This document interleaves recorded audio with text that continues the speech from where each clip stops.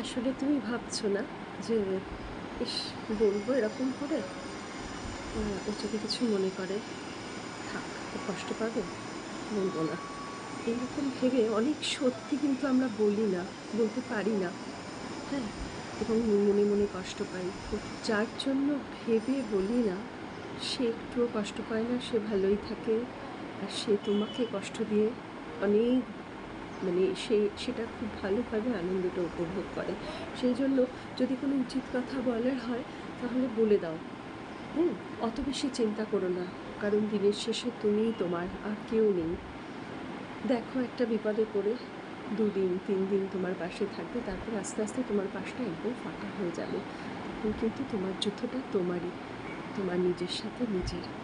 এত প্রায়োরিটি দিয়ে কোনো লাভ নেই। দুনিয়াতে এরকম মানুষ এখন আর নেই, যাকে এরকমভাবে প্রায়োরিটি দেব। হ্যাঁ? সেই জন্য যেটা মনে হবে, যেটা মনে থাকলে, পুষে রেখে দিলে তোমার কষ্ট হবে, এরম যদি কিছু হয়, তাহলে সেটাকে তুমি শেয়ার করে ফেলো। এবং যেটা মনে হয় কাউকে বলার, সেটা তুমি বলে ফেলো। এইভাবে নিজে কষ্ট পেও না। নিজেকে কষ্ট দেওয়া বহু হয়েছে, বহু ঘাত প্রতিঘাতের মধ্যে দিয়ে আজকে আমরা এই জায়গাতে এসেছি, শুধু কষ্ট পেয়ে পেয়ে, শুধু সব হজম করে করে। আর হজম করো না। এবার যদি হজম করতে যাও, বদ হজম হয়ে যাবে, শরীর মন সব শেষ হয়ে যাবে।